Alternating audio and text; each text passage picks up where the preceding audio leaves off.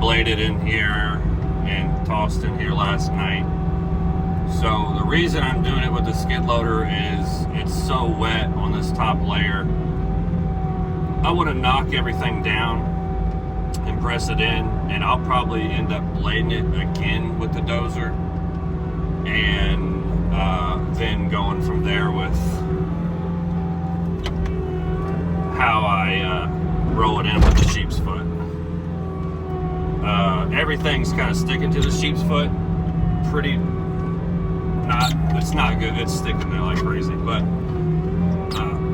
gotta turn the AC on in here. The windows are fogging up. But yeah, so I kind of do several different pieces of it. I do the skid loader, then I do the dozer, blade everything off, then I do the skid loader, pack it in with the tires and stuff on that, or the tracks, and then I use the sheep foot, and I just keep doing that in layers until I feel that it's packed good enough for holding water. And your equipment will tell you when it's packed good enough, because you'll have more vibrations in your equipment. And you'll kind of feel it. If you're in equipment enough, you'll know when something's packed. It's kind of a given.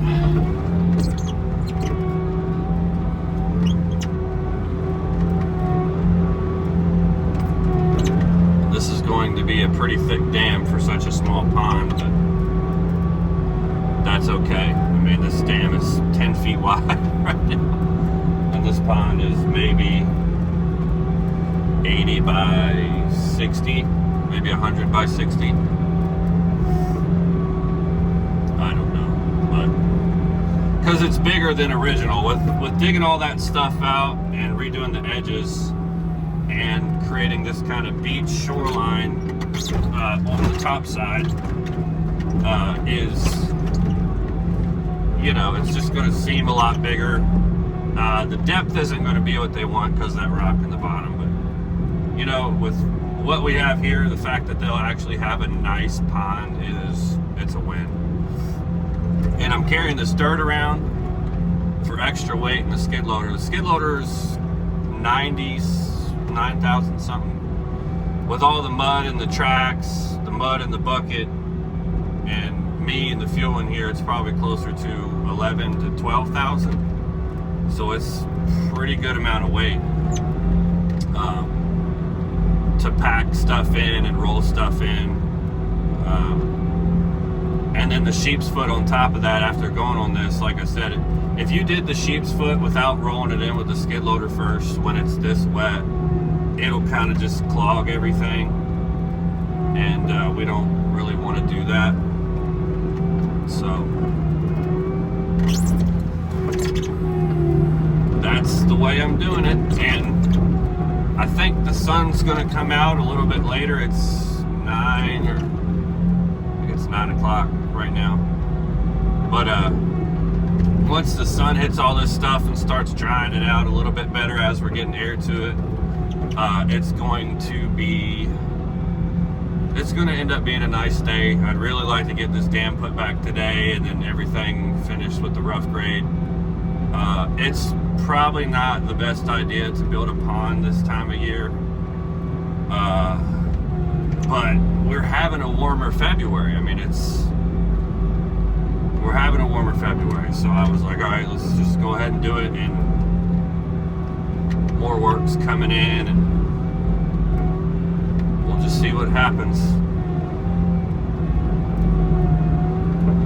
And I thought about setting up a tripod on the roller, but that thing vibrates so much, it's going to be hard to, I don't know if I can do that. I might do it one time around with it not vibrating, but I like running the vibrator so it kind of shakes the stuff off as it goes. This clay is pretty wild.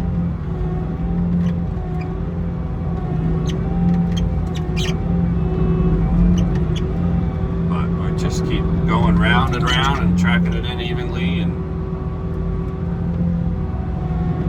when you blade this stuff off with the dozer, it gets the stuff a little bit better and gets you a little bit more even of things, but there's a few spots where it's not getting exactly how you want it.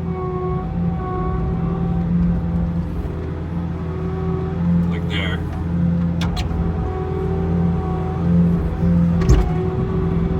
To go over that again a couple times.